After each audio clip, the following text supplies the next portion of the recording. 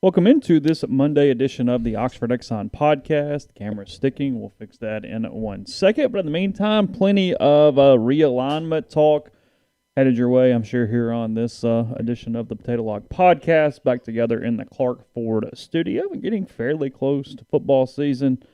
Fall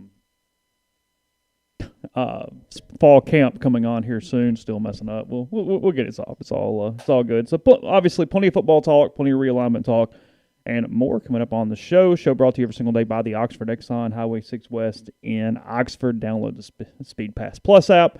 Use it, take advantage of it, earn points, and save money there with the Oxford Exxon. All Blue Sky locations in Mississippi for that. Lunch special is $5.69, 2 sides, bread, 32-ounce drink. There locally at the Oxford Exxon. And happy birthday to Benjamin Craddock. Today is his birthday. Been with us for a long time, so have a good birthday there. We're still sticking a little bit. So while that's going on, I'll tell you about the Clark Ford in Amory, Mississippi. Corey wants to be your truck guy, wants to be your car guy. He will take care of you no matter where you're at in the car buying process. Let Corey give it a shot. Let him give you a quote. You'll get that within 15 minutes in business hours, and he just might sell you a car in the process no matter where you are. He's looking around for that. And again, Raptors Music and Food Hotline, also all guests on that. We'll have some guests as the week moves on. So whether it be Oxford, New Albany, or Raptors on the Water. Yeah, Kerry Murdoch's going to join us on the Raptors Music and Food Hotline tomorrow. Okay. He covers, in case people don't know, you'll start to be a name you'll start to hear down the road. Kerry covers Oklahoma for Soonerscoop.com. Big site on the Rivals Network. Are we expanding like our version of Anchorman now? Like he gets to come aboard, and you got Gabe, you got Jay, we get Eddie. He's one of the funnier guys in the network. I mean, we get Catch. I mean, come on. We had a couple of really big sites. We do had a couple of really, really big sites. Big sites. Yeah, that's true. Our standing in the SEC is going down a little bit as this moves through. Yeah, we're no longer whatever we are at the moment as they come aboard. We're still ranked high nationally, but we've dropped in the conference to the SEC rankings. Yeah, that's pretty much what's going on there. Lane Kiffin says, "I feel you." Oh God. So anyway, today some big. I'm all over the place. Whatever. Yes, Arch Manning's on campus. I don't know. I saw on the internet he was hanging out with Jeff Lebby, so I assume that's still going on at some point today. He looked more interested in what was going on off the street than on it at the moment, but it was fine. So talk some Arch probably as the show moves on. Oklahoma and Texas essentially file their divorce papers today from the Big 12. They alert the Big 12 that they will not be renewing following the grant of rights when it expires at the end of 2024. Is that right? They'll be in the league next year. Yeah, this is one of the better press releases. I was actually kind of laughing about it with an SEC administrator earlier today. Let me find it. If anybody who has not actually seen what Oklahoma sent out, this is from the University of Oklahoma. They said the University of Oklahoma and the University of Texas at Austin notified the Big 12 Athletic Conference today that they will not be renewing their grant of media rights following expiration in 2025. Providing notice to the Big 12 at this point is important in advance of the expiration of the conference's current media rights agreement. The universities intend to honor their existing grants of rights agreement. However, this is my favorite part, both universities will continue to monitor the rapidly evolving college athletics landscape as they consider how to best position their athletic programs for the future. So essentially, hey, we're still in until we're not. We're cool, but all they need is one more school to announce that they're out and the contract's voided. Because then the league no longer has the So they're just like... They need somebody to bowl. What's going to happen? Because Kansas is already talking to Big Ten and Pac-12. Yeah. And so Kansas is going to bolt. And at that point, they're going to be like, hey, well, I mean... I love that, how it's your fault. But then you go, hey, look, conference fell apart. What do you mean to do about it? Well, look at me. This happened on Wednesday, and you and I did a show Wednesday, and then we were gone. We've always known Oklahoma was leaving. Like, I keep getting people asking me, are you shocked? I'm like, no. You always knew Oklahoma was leaving. And when people would say Oklahoma's going to the Pac-12, and I would say, Oklahoma, have you ever been to Norman? It's the SEC. It's the SEC. It's nothing. It's a lot more SEC than Columbia. And then everybody would tell me, and so many people told me that Texas would go to the Pac-12 that I started to believe them. But I look back now, and there was a lot of people telling me that with an agenda. Texas, when they played LSU last year, was it last year? 2 years ago. It was the Joe Burrow game. Joe Burrow. When Texas played LSU 2 years ago to open the season in Austin, or somewhere around the open of the season. Yeah, sure. Game day was there. Austin was bonkers. They were excited about the SEC being there. They got beat, but they were excited about it. And I remember thinking to myself at that point, man, I don't know. They know the Longhorn Network's not going to work out. It was an insurance policy that they had through 2031. Sure. And it gave them a bargaining chip to take to realignment talks with whoever they went to realignment talks with. Sure. And they've played it. And it worked. It helped facilitate their move to the SEC. Kudos to them. It was good business. It will be absorbed by the SEC network? That is my understanding. Yeah. And so everyone else is, when people go, why would you do it? Well, two things. Number one, let's not pretend that Disney / ABC / ESPN, however you want to call them, had no inkling that this may happen. Everyone was caught off guard. Man. When they no one knew it. Disney didn't know it. We'll get to that. Ross didn't know it. Nobody knew it. I got issues with some of that. But regardless, let's take it one at a time. Okay. They knew something was up. Because the deal with CBS goes through, what, 2023? I think that's right. It's all getting a little confusing the years right now. But we're roughly it roughly coincided. They knew what they were getting. They knew that they were getting more than the current 14 member institutions. Now, the catch on some of this is from a money standpoint, it's got to go up by enough to also include whatever the numbers are for those extra two schools. You know what I mean? Like, we start at, let's say it's $40 million total, or yearly or whatever. And when I say that, I mean like SEC revenue, the checks they write. It's got to go up by at least 80 for everybody to break even. Now, it will, but just I guess my point is keep that in mind from a math standpoint. You're adding more things that it's divisible by. Hence, the overall number has to be that percentage higher on top of that. Just quick little side note there. That's all. So these schools are going to owe $70 million, or the league's going to fall apart before they owe the $70 million. Yeah, they're never going to pay the $70 million. Because technically, there's two different things. Now, again, does this matter? No, I'm getting into minutia a little bit. But the grant of rights is not the same as just leaving the conference. In theory, you could leave the conference and the Big 12 still own your grant of rights to show your games on Fox until or whatever. You paid your penalty fee. Correct, yeah. Right. But now in saying that, it's not going to happen. No. So, I mean, what's next is what's interesting, and this is what we do in media. This is next. Already we've sort of accepted, even though it's not done, I think it will be by the end of the week, is my understanding. I think Texas and Oklahoma to the SEC is going to be official. Almost basically official by the end of this particular week. Okay. What's interesting is what's next. Andy Staples has a column in the Athletic today where he says, hey, the Big 10 should become the Big 20 fast. And he says what they should do is not absorb a bunch of these schools out of the Big 12. They should absorb several schools out of the Pac-12.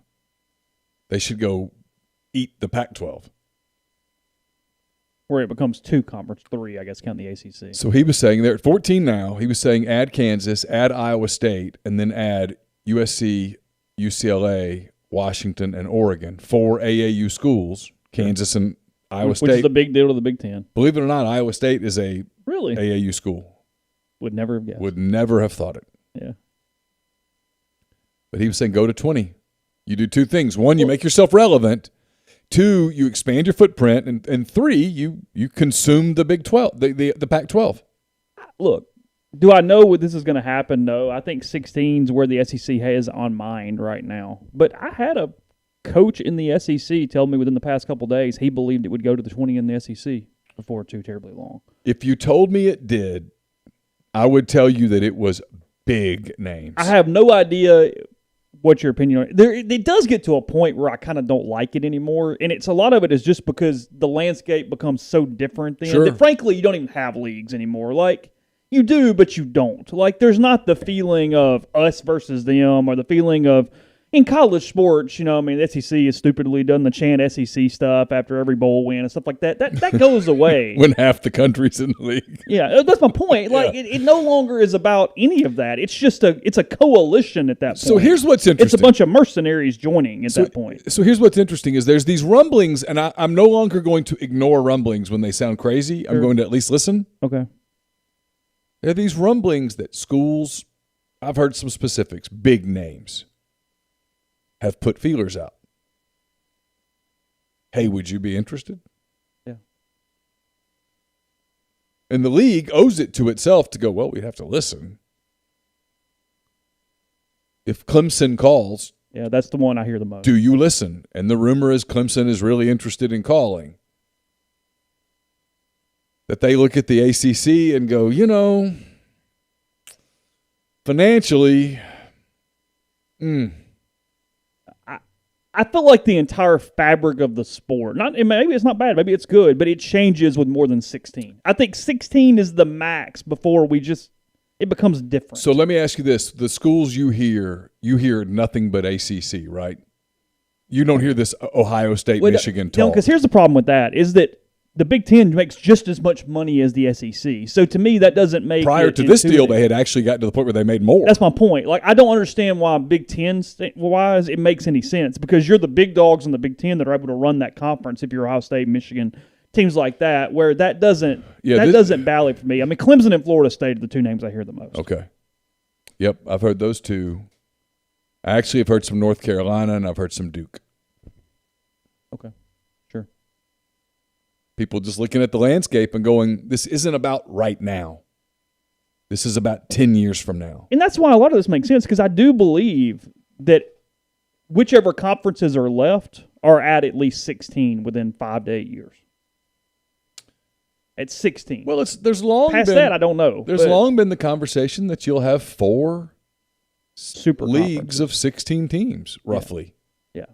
At which point Notre Dame's got to go, we got to get in something. And I mean, look, they're already in the ACC, basically. So yeah, if they want to be. And they could get in the Big Ten tomorrow if they wanted to be it. Truth is, Notre Dame's a big enough brand. That's what's a weird thing about that for Notre Dame is that the ACC is where they've tied all their horses to, but at the same time, the Big Ten's much better for them. Yeah, and they could go anywhere. They could pick up the phone and call the Pac-12, and they would take them today. Frankly, they would never do it, but they could pick up the phone and call the SEC, and the SEC would take them immediately. Yeah, sure. It's a huge national name. Yeah, it's a monumental national name. They would take them immediately. For the brand alone, you would take Notre Dame.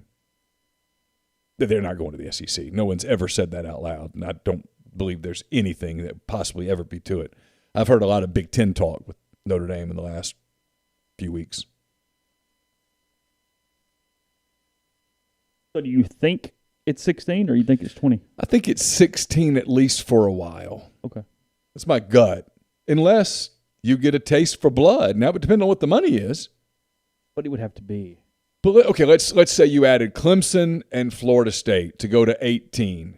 Now, you heard 20, and there was a guy that wrote about 20, and it just felt far-fetched. It did, yeah.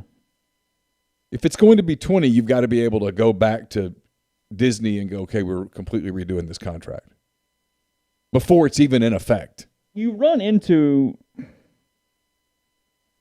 almost a net negative past a certain number because it's just those teams no longer have the money is so big that an individual team is not enough to make it bigger. You know what I mean? Because frankly, if ABC's already paying whatever the number is, I don't give a crap, but huge, whatever the most they can pay, and they go, well, we have Florida State. It's like, okay, who gives sure, but that's not enough to make me be real interested. No, I mean.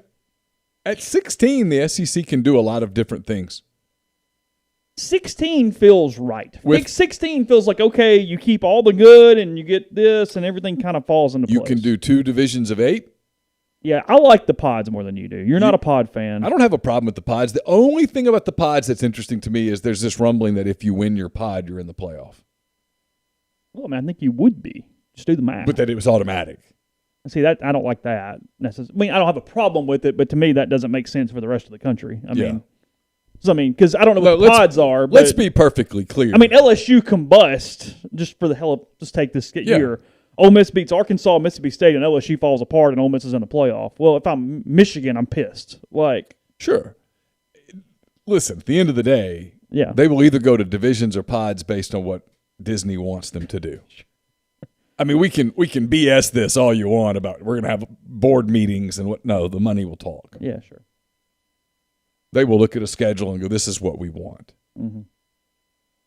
These are the games we want. Figure out a way to make sure we get these games. I do kind of like the idea of matching schedule versus finish the year before, like the NFL. Oh, yeah, sure. Changes, keeps everything kind of – sure. There is no parity, but it adds some parity. You know, people joked about it with the 20-team thing. The 20-team thing would let you screw around with relegation, playing your way out of it would English Premier League kind All of right, thing. I'm going to table that for a second. I got to think about it. So before we do that, I'll tell you about Community Mortgage, Oxford, Memphis, Seto County, and Chattanooga. All underwriting and processing is done in Memphis. You're getting local underwriting and understands your market, a leader in condo financing, the float-down option, and more. You can find Jason at 662-234-2704 or JLOWE at communitymtg.com. We are also brought to you by Game Changer Patch Company. They sponsor my 10 Weekend Thoughts, which is up on the site. Yesterday it was like 16 thoughts. I had 5A, 5B. I had 8A, B, C, and D. I included a bunch of stuff. I had things on my mind. I had thoughts. I put them on paper, so to speak. That's brought to you by Game Changer Patch Company. They've developed their own custom blend for treating hangovers several years ago to help reduce dehydration, prevent sleep deprivation, and help process alcohol. Game Changer patches are the only two-patch system available in the market. The warm-up patch is used before or while you drink, and the overtime patch is used after you've been drinking and while you sleep. Game Changer patches are based on the science of preventing hangovers to include the highest quality ingredients sourced by the reputable manufacturers in the United States and the UK. They researched the potent ingredients that includes enzymes, nutrients, vitamins, and minerals that are effective in protecting your liver and metabolizing alcohol to stop hangovers before they start. They believe in the potency, effectiveness, and the science of Game Changers so much that they patented them. Try it for yourself at GameChangerPatch.com. Enter promo code RebelGrove20 at checkout for 20% off your purchase. We're also brought to you by Automation Control Systems, LLC, owned by Clay McNutt in Baldwin, Mississippi. Established in 2013, ACS is a complete electrical control system solution provider and a Rockwell Automation recognized system integrator. Oops. Sorry about that. They have a full-time dedicated emergency service and troubleshooting staff and a UL 508A panel shop. They can custom tailor software packages, custom design electrical control panel solutions, and so much more. ACS is a full-service AutoCAD services provider and a full-service fiber optic cabling solution provider. If you're in need of custom HMI and SCADA solutions, get in touch with ACS because they've got you covered. It's acsllcms.com or 662-601-4381. We're also brought to you by Grenada Nissan. If you're in the market for a Nissan vehicle, Grenada Nissan's the place to go. They've got a complete selection of new and previously owned Nissan vehicles, great lease deals as well. It's GrenadaNissanUSA.com. Podcast is brought to you by Northeast Spark, SPARC. 2 packages, the Ignite, 100 Mbps, or the Blaze, the 1 gig that powers the Clark Ford studio. I have it at home as well. Your hometown team bringing you world-class broadband. That's nespark.com, 662-238-3159. Phone service is available. Parental controls, network security, and more. So find out if the best internet around is in your area, and it's in most neighborhoods around Oxford now. Give them a call again, 662-238-3159. So, okay. How does that work? When it's just Russian roulette, and if you get relegated, you don't get the TV money the next year? No, you get the TV money, but you wouldn't play in the championship league. You'd have to play your way back into the championship. So you'd league. have two. Yeah. How many teams are in the lower division? I don't know. It'd be like 10. Oh, you mean like 10 and 10? Yeah. So if you're in the top 9, you only play or top 10, you just play those 9 division games? I think that's right. And if you're in the bottom ones, you got to finish the bottom like and top you 2 or 3 your way, or yeah, something? you play your way out. Like rotating 2, kind of like the SEC Big 12 Challenge. Did you not watch Ted Lasso?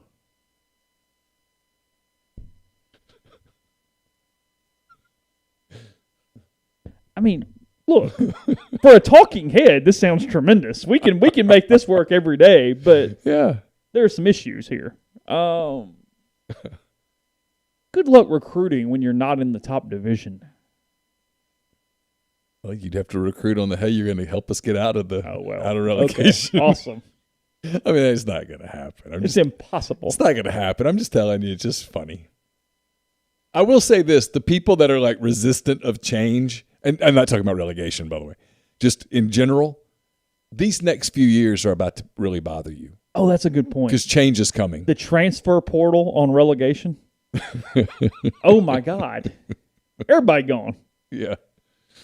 We're out. No, I mean, look, I get what you're saying. I mean, I'm not struggling with it, but I'm just acknowledging it that it is. Vandy looks at relegation like the fat kid at the rope in gym class. Yeah, Vanderbilt never plays Alabama again. It's over. They're done. Well, there's a positive. The best part of that last year with Vandy is not only did Vandy suck and there was nobody at the stands, but the TV broadcast was even worse. Remember, it was like way up high, and it was like we were in standard definition. It's like, what's going on here? That was Vandy's way of going. In case you didn't notice, we don't care. Yeah, like Corral's throwing to Elijah Morgan. I'm like, I think that's number 8. I can't see. Yeah. I mean, it looked like the Superdome press box. I mean, you couldn't see anything from that. By the way, did you see Elijah's little highlight reel there where he was abusing some Jets DBs? He's going to be all right in the league. I'm not even a little surprised. It's going to work out. He and Zach Wilson might just be some names. Might work, yeah. Yeah. Okay. So you put it off to the next segment, so I'm just kind of curious. Who do you believe did not know this was coming? So I'm embarrassed of the fact that I've been to media days For a lot of basically years. every year since I was about 24. Okay. You've been to more than 2 decades of media days. I've never seen an AD there. You and I were talking about that, frankly, even right before it happened, it being odd, before we even knew what was going on. And So- you're referencing that you talked to Ross Bjork at media So on day. Wednesday, I was getting ready to leave. I'd gone over there, told Chase I'd get some interviews for the Wednesday show, and I'd done that. And I sent Chase a text, and I said, that's about 48 minutes. Is that enough, or you need one more? And you said, no, that's plenty. And I said, okay. And so I was just kind of hanging around, talking to people in the lobby area where the fans used to hang out. Yeah, sure. Now media kind of hung out in there because fans can't. There are no fans. Well, fans can get the COVID and pass it, but the media can't. Right, So there's science. And Ross Bjork standing down there. And it's me and Richard Cross and Ross Bjork just having a catch-up conversation. Yeah, sure. How's it going? How are your kids? What's going on? Yeah. Stuff like that. But I remember thinking, Why are you here? why are you here? And I didn't ask. It was their day? Yeah. Okay. Oh, yeah. Because Jimbo Oh, that's right. Yeah. Okay. Jimbo was getting ready to go to the big room. Yeah. This is all during this time. Yeah. Like I said, see you later to Ross like 5 minutes before the Houston Chronicle story broke. Yeah. But I remember thinking, why are you there? But you didn't sense from him that he was at all with anything on his mind. No. That's what gets me. No, Is A, why was he here? But then B, look, I mean, we were cracking we've known jokes. Ross a pretty good while. He'd have a Yeah. hard time completely just being. We were cracking whatever. jokes on each other. I mean, we were Yeah. making fun of each other. Me and Richard and him. And then Clark Lee walked over, and he and Clark know each other from UCLA days. And Okay. he introduced us to Clark Lee. I had a conversation with Clark Lee. Really nice guy, by the way. Great haircut. Did he really? Yeah. Okay.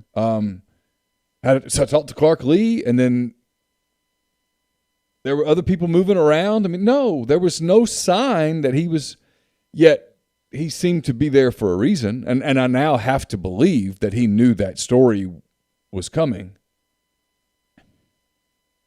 But why be there even so? Because frankly, Ross gave a lot of bad answers that afternoon. So still, why are you there? What is your purpose? What bad answer did he give? I'm curious. Well, I'm just saying, like, I just thought. I'm I not thought he looked disagreeing, I just don't unprepared. remember. I mean, he basically was like, "Hey, he basically admitted to being blindsided in a way to it." And it's like, yeah, that's not good. And that's not something you should admit. That's what I'm saying. Yeah. Chase, the answer to your question is I don't know. Okay. So I go two things. One, he didn't act like somebody who was there on a purpose. He acted like he was somebody who was just there with their group. And maybe, by God, that's all it was, is he was bored and said, you know what, there's a seat, I'll jump on the plane. I'll fly on the plane. And whatever. You're in and out. You're not hanging out for 4 days. You're there and then you're maybe gone. he was talking to Sankey about something and said, I'll just come to you and we'll have the conversation. And that is certainly possible. Yeah. Now, did Sankey know that the story was breaking Wednesday? That I don't know. Was Sankey aware of the talks? Well, absolutely, 1 gazillion % yes. Come on. Yeah, Greg Sankey was not shocked when the Houston Chronicle story Which came tells out. me that Ross wasn't shocked. No, that's my thing. It defies logic. There was multiple media members that went, oh, well, sources said Ross had no idea. That it's a small ecosystem.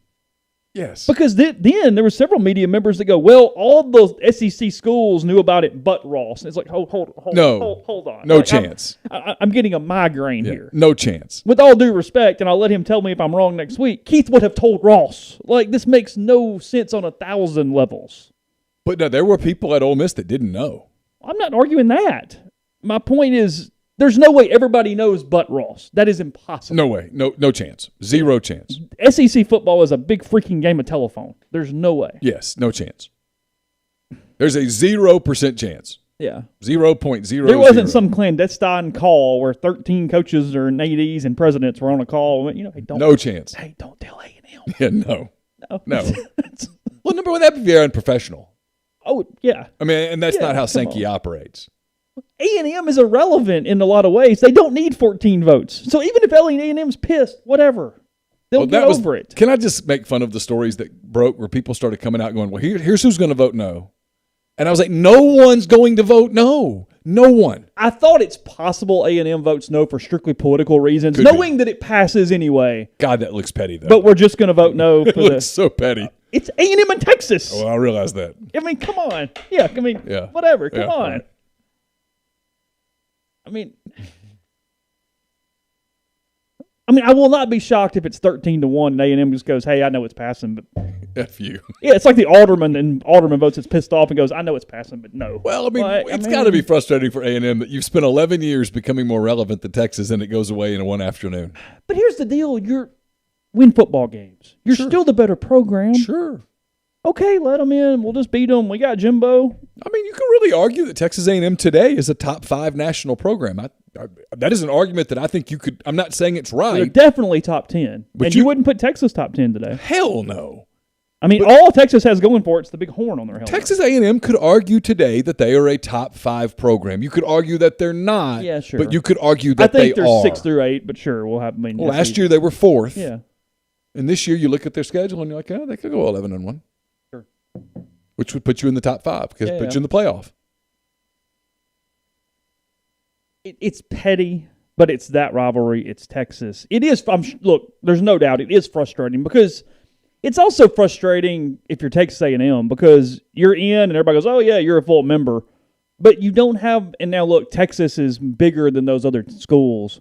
But there's always been the kind of the thought, and maybe Clemson fights this and whatever, that, yeah, there is a little bit of leeway on the other school in a state and us doing that. Florida State for Florida, Clemson for South Carolina, whatever you want to call it. But, hey, Texas called and you go, hey, A&M, shut up and get in the corner. You've been here 9 years. You don't have that.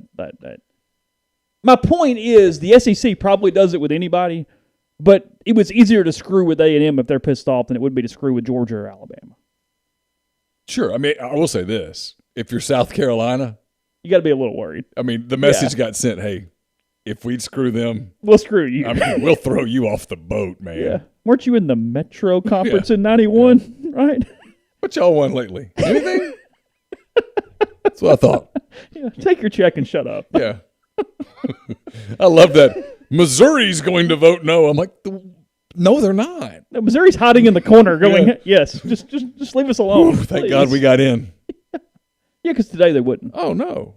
They wouldn't be in today. Well, if Texas says yes in 2009, Missouri's not in the league. Yeah.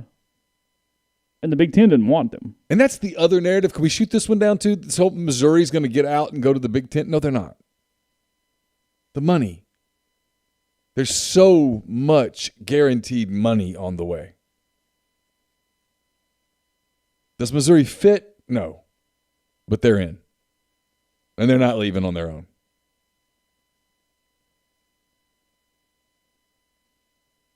Not even a little bit leaving on their own. No. Because the only place you could go would be the Big Ten, and they don't want them. No. But you'd have to be one gazillion% sure that the Big Ten was going to take. No, you'd have to have the invitation already in the mail. Yeah. Like. Engraved in blood. Yeah. Yeah. Because otherwise you're in like the American tomorrow. Yeah, you're not playing that game. Because the SEC doesn't do the whole, look, pay us $70 million to leave. They just say bye. That's what's funny about this is there is no buyout. It's a Nick Saban contract. Yeah, if you want to go, go. Leave. You want to leave? Leave. It's kind of funny. I mean, they're the prettiest girl at the bar. Yeah. You don't want to take me home? All right. Okay. See ya. Because there's about 30 of those guys over there. Yeah.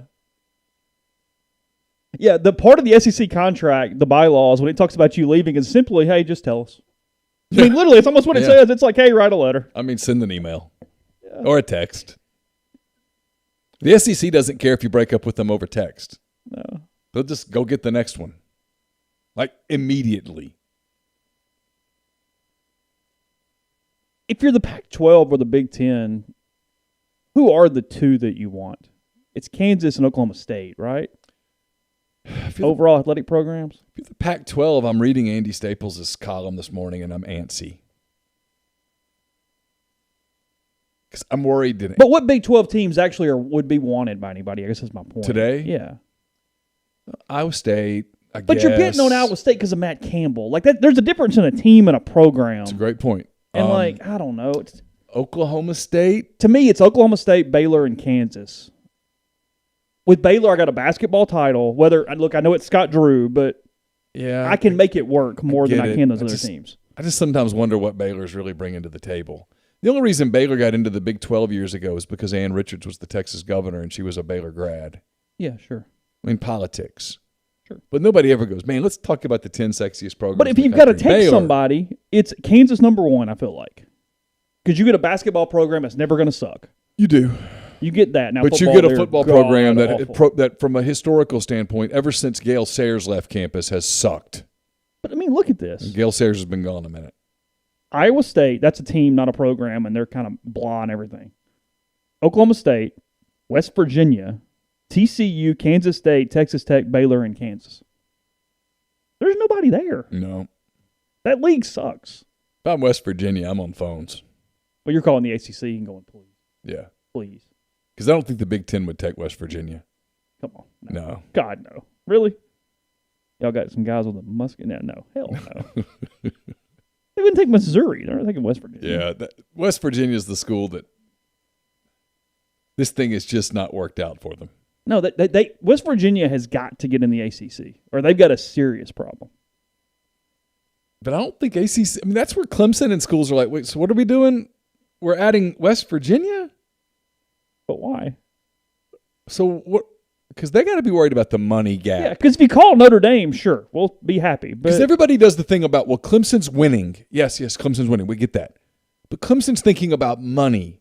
And if everybody in the SEC suddenly has tens of millions of dollars a year more than you do in that's a problem. Television and streaming rights, and that is exactly where we're headed right now, you're worried.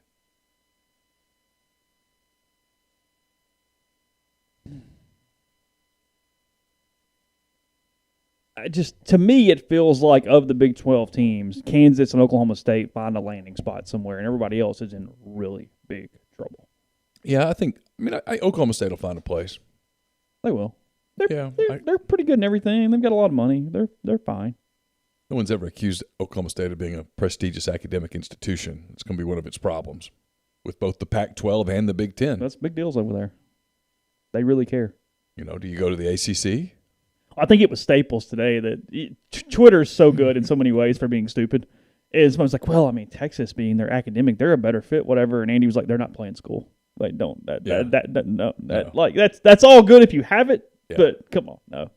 They're counting Benjamins. They are not. Texas can hold its nose a little bit, and go, well, Florida, Georgia, Vanderbilt. Vanderbilt. Look, Vanderbilt. You know Vanderbilt's in the league, right?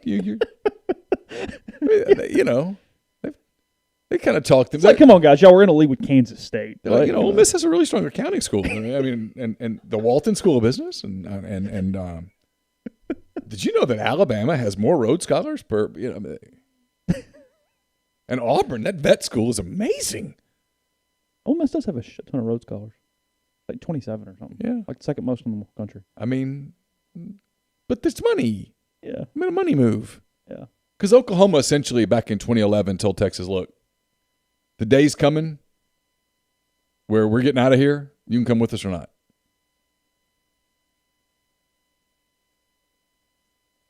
Oklahoma was leaving. Yeah. There was a 0 chance they were renewing ever because they knew they'd made a mistake. Yeah.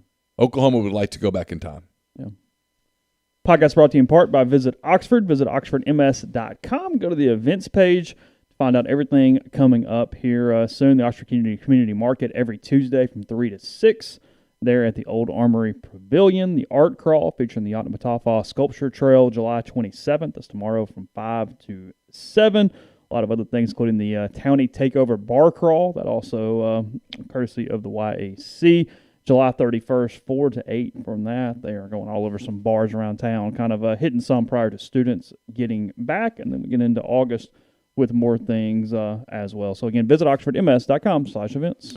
We're also brought to you by Pinpoint Commercial Real Estate based out of Jackson, Mississippi. They service the entire state in all commercial asset classes such as retail, office, industrial, and land. Sam Cox, B.B. Mitchell are Ole Miss graduates. They utilize their unique skill sets to execute on assignments and increase value for their clients. This week's property spotlight is on the Village at Madison. The Village at Madison will feature roughly 60,000 square feet of restaurants, retail and professional office space, along with roughly 75 zero-lot line residences, with Pinpoint handling the leasing for the commercial portion of the development.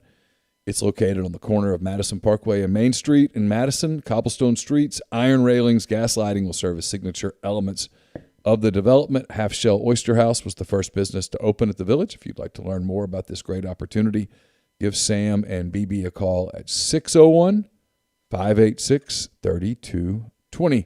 Blue Delta Jeans makes the best fitting, most comfortable jeans in the world because they are uniquely made for you and only you. Raw denim jeans, custom fit, hand-tailored in Tupelo, Mississippi. One size fits one at bluedeltajeans.com. You might not be headed to Oxford for a little while, but that's no reason to delay your new Blue Delta jeans. Using Blue Delta's virtual tailor at bluedeltajeans.com, you can be measured and design your newest jeans in just a couple minutes. And Blue Delta will make sure that you're looking great for the first kick of football season in September. Podcast listeners can get 10% off your purchase using code RebelGrove. That's one word, RebelGrove, at bluedeltajeans.com or in the Oxford studio. It's a great time of year to get a pair of Blue Delta's cotton Genos, so don't miss out. We're also brought to you by Landman's Fine Jewelry in Oxford. Landman's at 1126 North Lamar Boulevard in Oxford. They've been serving the Oxford area for 73 years. From engagement rings to wedding rings to fine jewelry, watches, pearls, fashion jewelry, children's jewelry, and collectibles, Landman's is the gold standard in fine jewelry. Visit them at landmansfinejewelry.com or call them at 662-234-2777. Comer Heating and Air is the name you can trust. More than 50 years of professional HVAC experience in Oxford, Tupelo, and the surrounding area. Comer's offering a special fall preventative maintenance agreement to make sure your heating system is running in tip-top shape. I know you don't think about that in July, but that day's coming, so you want to be thinking about that as we get into the fall. So give them a call at 662-801-1777 for all your heating and cooling needs. And we're brought to you by the College Corner. It's your one-stop Rebel Shop. 2 locations in the Jackson area. In Ridgeland, it's next to Fleet Feet. In Flowood, it's next to Half Shell. If you don't live in Jackson, it's not a problem. You can visit the College Corner at collegecornerstore.com. Plus, you can find them on Facebook and Instagram. So whether you're tailgating in Oxford or home gating with friends and family, the College Corner has you covered for game day. The largest selection of Rebel gear in Central Mississippi. It's a decent thought. Had Texas come in 11 instead, would A&M be the team on deck now or no? Yeah. They would still grab A&M now. Yeah. Had they not panicked and gone Pac-12. Right, sure. And actually hung out in the Big 12. Yeah. Interesting thing here, Texas has finished better than 19th in the final top 25 of the season once in the last 11 years. Say that again? Texas has won 18th or better finish in football the last 11 years. Okay. Just hasn't done much of anything. They're in for a rude awakening. I mean, been pretty average, well, not bad, average since the loss to Alabama in the national title game. Average to get you 6 losses a year in this league. That's a good point. Yeah. Average doesn't work. No. Look at the West this year. The 2 teams that everyone says will finish at the bottom of the West. Mississippi State and Arkansas. You can make an argument that those are decent teams. You can. Mississippi State's got experienced quarterbacks, got a good defense coming back. Mm-hmm. Arkansas's got much better play on both lines of scrimmage. They've got markedly better last year. They've got, I think, 2 All-SEC defensive players. They've got an All-SEC wide receiver. KJ Jefferson has a world of talent. Well, I mean, and everyone picks them to go 7th. I pick them to go 7th. If you put Arkansas in the Big 12, put Mississippi State in the Big 12, they're not finishing last. Well, I mean, Ole Miss and Auburn pick 4th and 5th. Exactly. Auburn's got an experienced quarterback. And maybe the best running back in the league. Almost certainly the best running back in the league. Yeah. A lot of players on both sides of the ball, and people are picking them 5th. 12. You think Auburn will finish 5th in the Big 12? 12 of the 14 SEC teams have finished in the top 25 at least once in the last 5 years. 12 of 14. Yeah. Arkansas and Vanderbilt, the 2 that have not. Yeah, it's a big boy league. And Arkansas tries. Vanderbilt doesn't try. Yeah. Frankly, I would assume Vanderbilt's got to be getting close to the league going, hey, look, care a little bit. They'd like for them to care a little bit. They're not kicking them out of the league or anything. They're very frustrated. I can tell you that the league is frustrated with Vanderbilt for not playing along with Nashville Soccer Club on the sharing a stadium. You have to say their setup is even bad. Like the way they're organized in their athletic department, like nothing is correct. It's all screwed up. I'm going to tell you, I passed by UAB's new stadium. Yeah. No joke. It's really nice. The SEC is located in Birmingham. They're familiar with UAB's new stadium.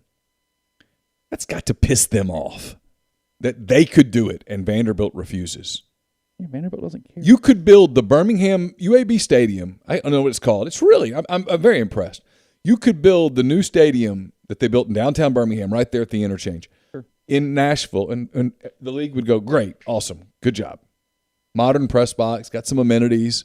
I don't know, 35,000 seats, whatever it is. It doesn't matter. You don't have to have massive seatings for every game. It's okay. Every stadium doesn't have to be Neyland or Tiger Stadium or Bryant-Denny. But at least show that you care. So what does Vanderbilt do with their money? No, seriously. Like, I don't know. What do they do with it? I don't know. Spend it on kickers? I don't know. Got great kickers. They had a kicker win the SEC. Really invest it well in the market. I mean, like, what are they doing? I don't. There is a benefit, and Pocket Watch points this out in the thread. There is a benefit for having a private school in the league. Oh, sure. It allows you to hide some things. Oh, look, I don't think they should kick them out. Well, they won't. But just at least give the appearance that you give a crap. Because they give less of a crap every year. Yes. I mean, 5 years ago, you went, well, they're just bad. But okay, Yeah. Well, I told you, I met Clark Lee, a really nice guy. You feel sorry for him. Such a nice guy. I was really impressed with him. And I'm like, man. Whew. I get it. That's your alma mater. But you were at Notre Dame. You had it rolling. Why?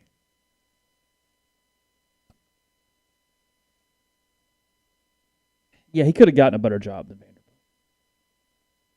He was really sharp. And maybe he'll turn it around a little bit. I doubt it, seriously. But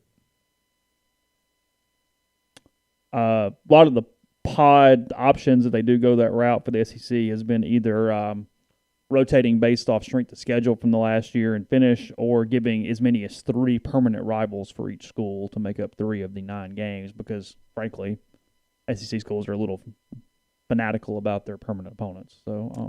So there's talk about 3 permanent rivals? That's at least a talk, yeah. So you'd play your 3 pod members, 3 permanent rivals. And now some of these could be in your pod, though. I mean, like Ole Miss and Mississippi State's probably in the same pod, but they just make sure they play every year no matter what. Like, in an example here, Ole Miss's 3 permanents were LSU, Mississippi State, and Vanderbilt. If you're Ole Miss, you sign up. Yeah, hand raised guy goes, yes. Yeah, that's a third of my schedule. Done. Yes. You said Vanderbilt, right? That was Vanderbilt, not Oklahoma? Yeah, in. That's all you really need to hear. Yeah. Like, Yeah. yeah. That's always been my deal. People go, man, the league's out to get Ole Miss. I'm like, they get Vanderbilt as their permanent opponent. That's another one of those things. Back when that schedule got done, you went, "Hey, thank Yeah. you." Yeah. Yeah. That's all. It's all good. Yeah. The SEC's like, you've lost to them half the time? That's on you. Alabama's Auburn, Mississippi State, Tennessee. State, Alabama, Kentucky, Ole Miss.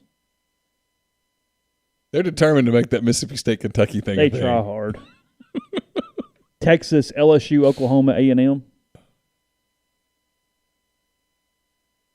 Yeah. Buckle up. Yeah. No A&M, doubt. Arkansas, LSU, Texas. Arkansas, LSU, and Texas. LSU, Ole Miss, Texas, Texas A&M. Yeah. Yeah. Yeah. I mean, there's games. yeah. There's games. Yeah. Kentucky gets Florida as one of theirs. Actually, Kentucky, Florida, Mississippi State, Missouri. Good Lord. Take that all day. Who's Oklahoma's 3? Arkansas, Missouri, and Texas. Kind of weak there for If you're Oklahoma, you're like, sign me up. Oh, that's a cake. That's sign me You're up. going to let me in the league and pay me and give me that schedule? Yeah. Uh-huh. Just a thought. So, anyway, we'll see. Oklahoma goes, this waiting thing was worth it. Yeah. See where it goes from here. Who were Arkansas's 3? Let's see. Where was it? It was Oklahoma, Missouri, and hold on. A&M. Arkansas was Missouri, Oklahoma, and A&M. Yes. Yeah. That is correct. Auburn's Alabama, Georgia, South Carolina. Who were Georgia's? Florida, Auburn. Auburn, Florida, and South Carolina. South Carolina. Yeah. South Carolina, Auburn, Georgia, Vanderbilt. Vanderbilt's got to play somebody. Yeah. And Ole Miss says, and we want to be one of those somebodies. Yeah, absolutely. Yeah. We love our permanent. Yeah. Let me tell you how storied this rivalry is. Our fans can't lose that Quit one. making fun of their stadium. We love it. Yeah. They blow the pirate horn and everything. Yeah, it's awesome. It's a great place. Are there any private suites there? I don't know. Does that press box have any on the sides or anything? If it does, they're very antiquated. They have the gray sausage that I'm not 100% sure is sausage, but they do have the gelato that is incredible. The gelato is really good. The last time I went to a game there, I just said, you know what, I'm not going to risk it, because even the coffee was bad. Was it really? Yeah, when you can't even get the coffee. Well, and you're grading it off. Press box coffee in general is bad. It's almost always bad. Nobody has good press box coffee. They make it really weak. Yeah. Like, put your damn Keurig in there and let's go. That would be fine. Line up like 3 Keurigs. Yeah, and let people just figure let people it out. let people make a coffee. That's not a bad idea. You watched the Olympics? I watched a little bit of the gymnastics last night with Caroline because she's super into gymnastics, loves it. I turned on Ledecky against the Australian last night in the swimming. I heard it on. I like the swimming a lot. Swimming, actually, I really enjoy. I got in the bed and was reading a book. Okay. Yeah. Swimming's the only one where I'm like, okay, I'm kind of actually in here. Like it's. So I've watched the gymnastics. That's really it. There's something about swimming being it's so easy to understand. Like I'm like, all right, fine. And then look, it should not be an Olympic sport. It's stupid. But the 3-on-3 basketball is kind of entertaining. Yeah, I can see that. Sure. Just playing hoop. Sure. It's all right. USA's pretty good at that. They're 6-0 so far. I saw. Not very good in 5-on-5 though. Struggling a little in the 5-on-5. That's not ideal. Is it bad that I enjoyed them losing? I think they're going to get to the knockout round still because they play 2 weaker teams. It wasn't, and it's not politics or any of that. I love the NBA. I just, for whatever reason, caught myself amused at them losing to France. It's nothing. I swear, it's nothing to do with politics. I don't like the way they put the team together, and I sort of don't want it to work. Well, did you watch any of this game? Did you see the end? Carson told me about it. I was driving. The sequence where they missed like 9 shots in a row to take the lead or basically take control back of the game. Because while they're showing the highlights or whatever, like, Team USA, which was supposed to be a shooting team put together or whatever, it's just open look after open look and brick after brick after brick after brick. I think it was what it is, bad. if I'm going to be honest with myself, and I need to be, I think what it is I don't like Kevin Durant and Draymond Green, and if they're going to be the leaders of the team, I'm kind of against them. My dislike for them is not overcome by my patriotism. First Olympic 5-on-5 loss since 2004. Yeah, they'd won like 16 games in a row or something. Yeah. And they're going to have to really get better to win gold. Well, I don't know. Slovenia's got this dude that's pretty good. Yeah, he had, 48 or something? Yeah, Luka is a monster. That helped Slovenia. Yeah. That was a win. Yeah. Did they win? Yeah, I think they won. Do they have anybody else? Like, are they good at all? I'm not sure. Didn't they beat Spain or someone yesterday? I don't know. Spain's pretty decent. Yeah. Spain's always good. Thunder have a player on the Spanish team. Really? I think the Spanish team. No, yeah. Yeah, it's what's interesting. It's been harder to watch than even some American professional sports from a no crowd standpoint. Yeah. Because I have no real investment. Like, so I'm just kind of turning it on. It's even more bothersome to me than other sports from a no crowd. So I've decided Simone Biles, pound for pound, is the best athlete in the world. Have you seen how high she gets? She comes down, how she doesn't, forget landing a landing, how she doesn't just break everything is beyond me. She should, physically, someone who goes up that high in the air doing all the torque and stuff that she's doing and comes down with the level of force that she comes down should break ankles, knees, tear ligaments. She made a tremendous floor exercise mistake and still made the final. Yeah, came off the mat. Yeah. Loses 0.3 of a point, and it's like, it doesn't matter. Well, all the moves are named after her. It is kind of crap that she's got this vault that nobody else in the world can do, and she doesn't get full credit for it because the Olympic Committee says if someone else tries this, they could basically kill themselves. I know. So we can't give you full credit because somebody else might be dumb enough to actually try to do it. Well, like the poor girl that had to follow her yesterday on the floor routine was really good. She was an American. She was excellent. And I'm like, but you're having to follow her, and it just, you look mediocre when if she were like the first person, you'd be like, oh, wow, look at her. She's amazing. Does that influence judges? I mean, it has to. They're human. We're all graded off the Simone curve? I mean, you shouldn't be, but come on. She's like 20. I know she's not literally 20 feet in the air, but she looks 20 feet in the air. I mean, she has a chance at 5 golds. She's incredible. I just don't forget. Didn't Team USA kind of struggle a little bit as a team? I don't know. Didn't they have a kind of bad first I just day? watched her. I mean, okay. They had the other girl who's good, but like Charles and there's I don't know the whole team this time. The girl that looks like she's from Korean descent or something is very, very good. But she's she would have like 60 gold medals if it weren't for Simone Biles. I mean, she's John Stockton and Karl Malone are like, because I think the U.S. I can have this wrong. I think they've won the all around 4 times in a row. They've had a woman win the all around 4 times in a row. Biles won it last time. Nastia Lukin. I forget the other 2. I'm just telling you, though, when you watch her, all I can think about is forget, like, the stuff. Just how do you not break everything? Phelps captured America, for sure. Yeah. He was everywhere. Yeah. It's interesting to me, and I think it's just media landscape. I don't think it's woman. I don't think it's race. I don't think it's anything else. It's just media landscape on even how 4 years, 8 years have changed things. You let those 2 people be, and I know that's where they started their career, but 12, 16 years ago, Simone Biles and Katie Ledecky are all over everything. I mean, we can't turn left or right without seeing anything. Yeah. I mean, it's whatever. Well, and I think Simone might very well do that. She does. She is, but it still is less than it should be. Like, when I look, I'm like, look, tons of stuff, but there's no male athlete in that stratosphere right now. Oh, no. Because there's not that one dominant swimmer. There's not the one dominant sprinter. Yeah, we don't have there's not the American Usain Bolt going on right now. No, it's Simone. She's just, I mean, it's almost kind of like her and her minions. I mean, she's so head and shoulders. Like, I asked, because Caroline's super into it. Sure. And I said, so is she the best ever? And she looked at me, well, yeah. Yeah. There's no one even close. And there have been some great gymnasts. I don't know where she was from, and I don't know if she's ever won a medal or whatever, but just from keeping in that level of shape for a long period of time, the woman who retired after the Olympics. She didn't qualify out of the main stage or first stage or whatever, but it was her 8th Olympic Games as a gymnast. Oh, wow. 8th. That's some longevity. Yeah, essentially. I mean, I don't know exactly how many years, but ish 32 years of Olympics. She was like 46 or something, and she still qualified for her country, wherever it was. It was like Romania or something. I don't know. But yeah. Anyway, I don't know. No, I mean, I remember when the Olympics were a really big deal, though. Like, you would just, and it still is. I mean, it was on, like, all the TVs and stuff, but. Yeah, sure. It's different. People aren't locked into it the way that they used to be. It is weird with no crowds. Oh, it's 100% weird with no crowds.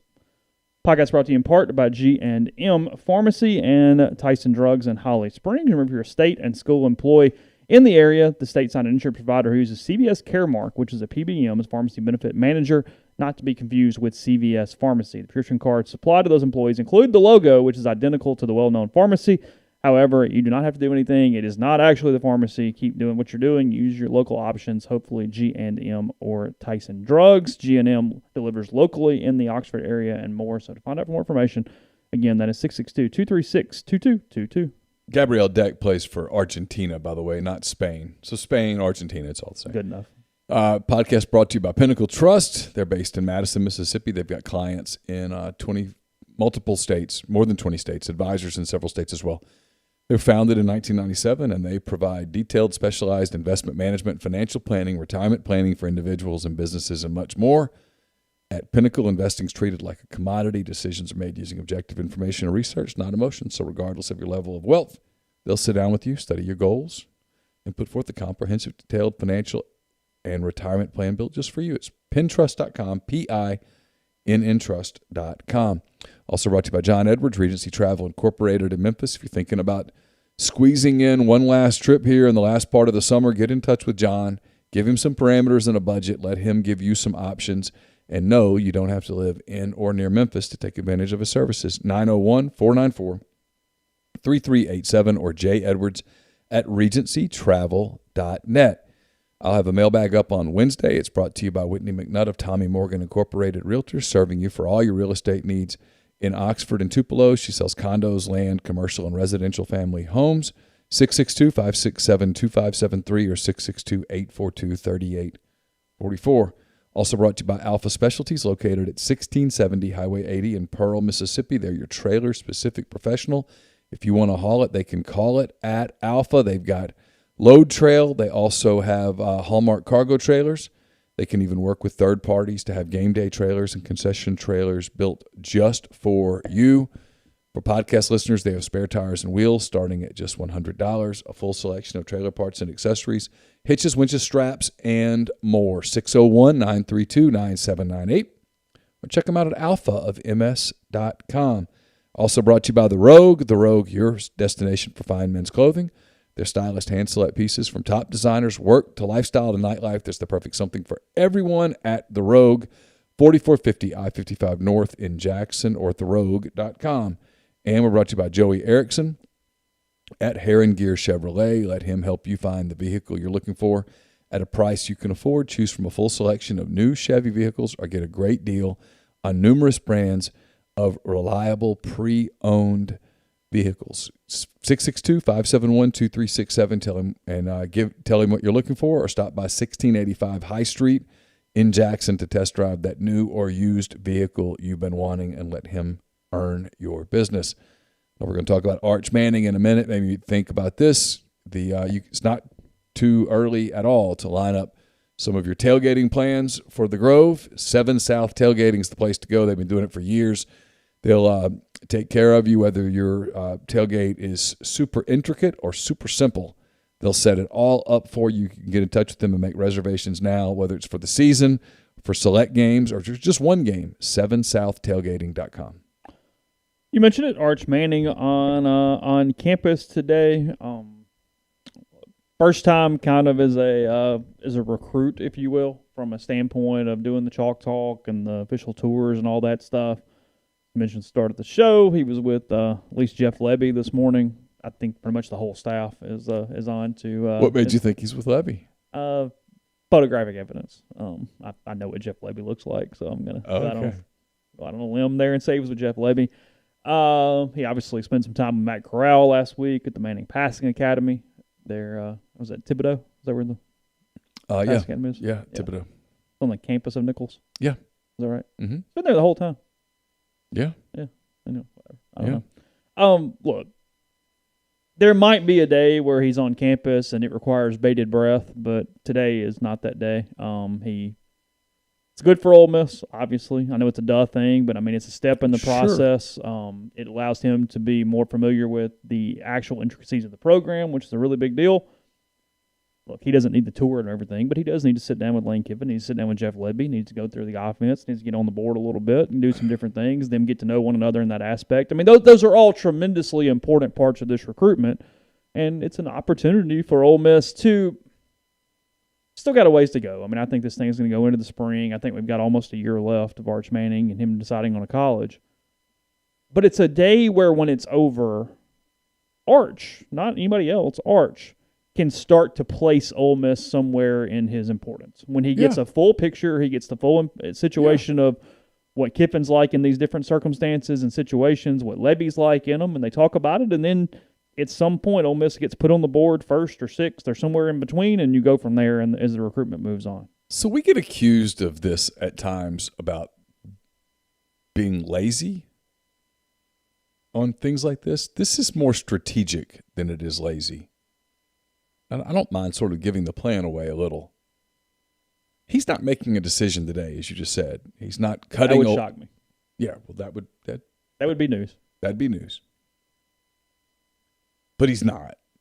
They have a plan, and they're going to stick to the plan. Mm-hmm. So he's going to come back. He might come back on Friday. I don't know. Yeah, I mean, I've heard different things. I mean, he has a place to stay here. He could be here as long as he'd like to be here. Isn't this Neshoba County Fair Week? It is the show. Is it still going? I don't know. Yeah, I think so. They typically, their family typically does that every year. It's right before everything kind of gets rolling and all that stuff. So he could come back on Friday and he come back for part of the day, all of the day. I don't know. He'll come back in the fall. He's coming back in the fall. He's going to a game, at least one game. He's going to a game at Texas. He's going to a game at Clemson. I've heard he's going to a game at Georgia.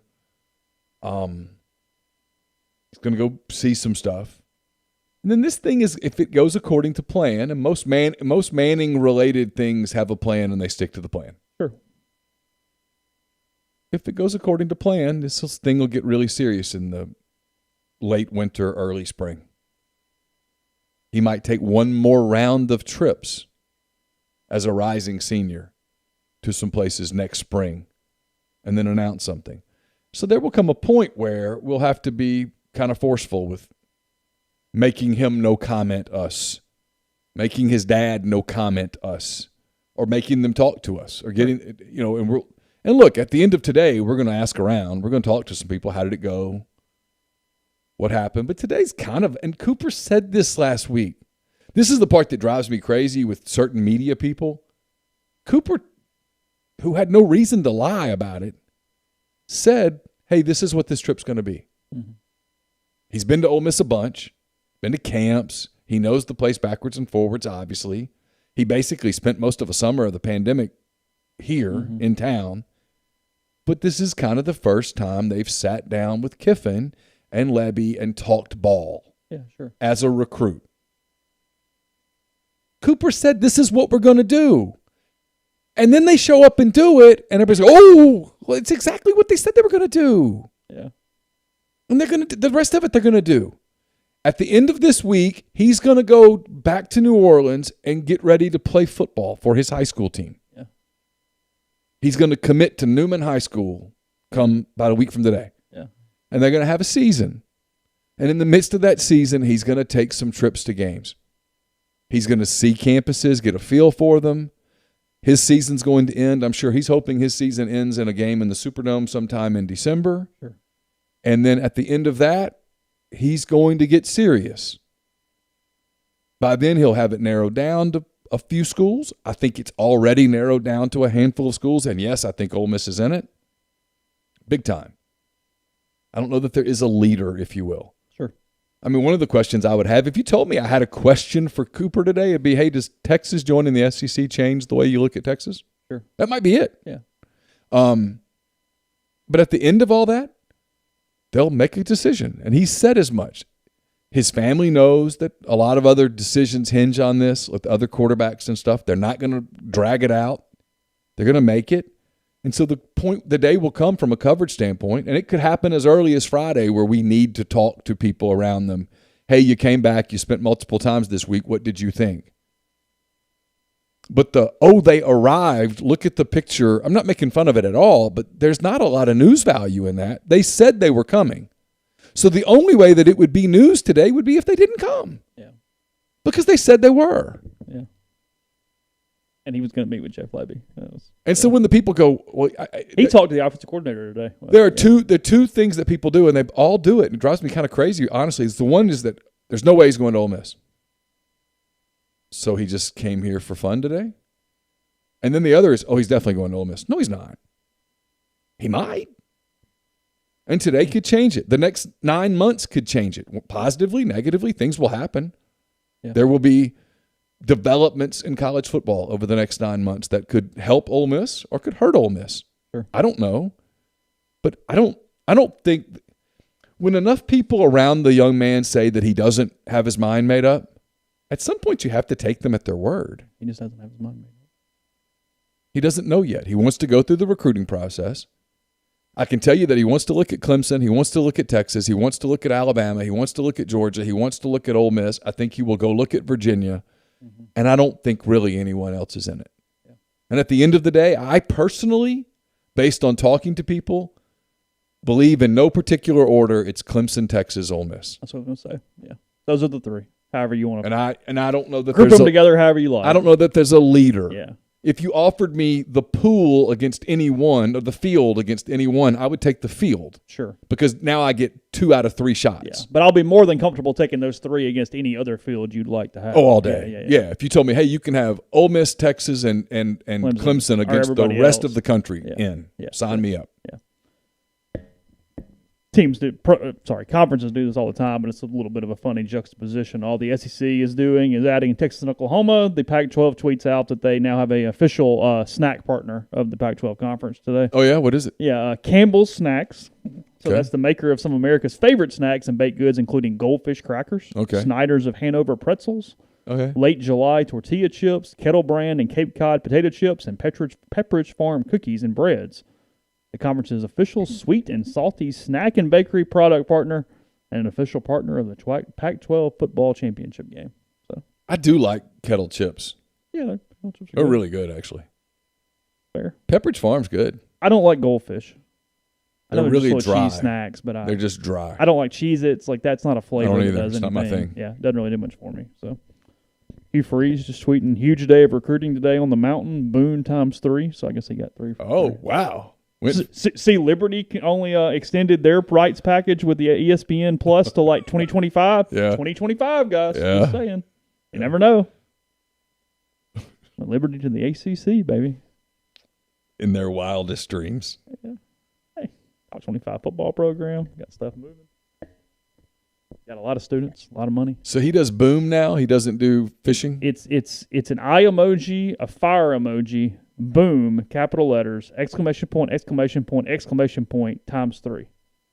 Oh. It's a lot to be read into.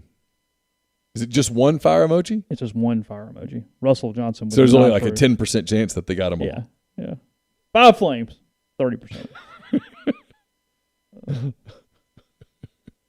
I'm really confused. I don't understand. Yeah, I'm looking for another one, and I don't see another one. He's tweeted a lot, but nothing else. Okay, Little Spice of Louisiana up on the mountain. Fire, fire, fire. We got 3 there. So a 40% chance. Yeah, he's doing Boom now, because a day ago he put a GIF in there. So he's stealing Will Muschamp's deal. Yeah, he has Boom now. And then Rise With Us is his hashtag. I bet. Well, Phoenix Rising. Oh, the Phoenix Rising. Yeah. I guess. I don't know. I didn't know what was rising. Yeah. On that note, let's. Well, I mean, shut up. Yeah. So we'll. Sometimes it's just an involuntary thing, when sure. We'll talk to Kerry That's what Murdoch Deshaun Watson tomorrow. They're talking about trading him now. Actually open to it. Texans. That's part of his defense is that it's a really involuntary thing. It's an involuntary thing. Just if you got to have a defense, might as well go with something. the massage is so stimulating that even though you're not trying to, it happens. Yeah, it is what it is. Kerry Murdoch tomorrow. Talk plenty more Oklahoma, Texas, SEC. You got to feel this will carry us into at least fall camp, which starts here a little over a week, something like that. So we'll have plenty at rebelgrove.com, any reactions that we get to the Arch Manning Day on campus, and more. So I hope you guys have a wonderful day, and we'll talk to you again tomorrow.